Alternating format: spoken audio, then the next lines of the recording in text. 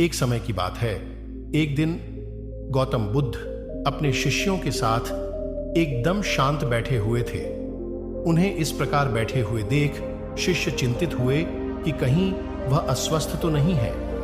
एक शिष्य ने उनसे पूछा कि आज वह मौन क्यों बैठे हैं, क्या शिष्यों से कोई गलती हो गई है? इसी बीच एक अन्य शिष्य ने पूछा कि क्या वह अस्वस्थ हैं? पर बुद्ध मौन रहे। तभी कुछ दूर खड़ा व्यक्ति जोर से चिल्लाया, आज मुझे सभा में बैठने की अनुमति क्यों नहीं दी गई है? बुद्ध आंखें बंद करके ध्यान मग्न हो गए। वह व्यक्ति फिर से चिल्लाया, मुझे प्रवेश की अनुमति क्यों नहीं मिली?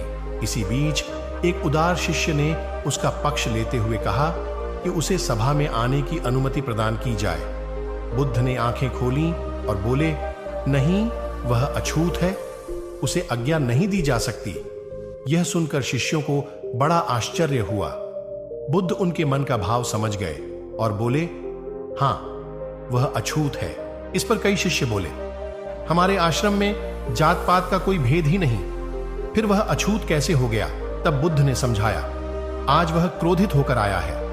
क्रोध से जीवन की एकाग्रता भंग होती है।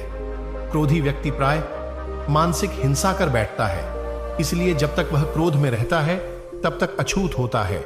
इसलिए उसे कुछ समय एकांत में खड़े रहना चाहिए। क्रोधित शिष्य भी बुद्ध की बातें सुन रहा था।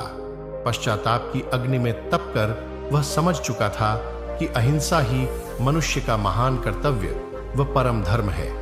वह बुद्ध के चरणों में गिर पड़ा और कभी क्रोध न करने का प्रण लिया। शिक्षा, आशय यह है कि क्रोध के कारण व्यक्ति अनर्थ कर बैठता है और पश्चाताप उसे बाद में होता है, जिसका कोई लाभ नहीं मिलता। इसलिए हमें क्रोध नहीं करना चाहिए। असल मायने में क्रोधित व्यक्ति अछूत हो जाता है और उसे अकेला छोड़ देना चाहिए। क्रोध करने से तन, मन और धन तीनों की हानि होती है। क्रोध से ज्यादा हानिकारक कोई और वस्तु नहीं है।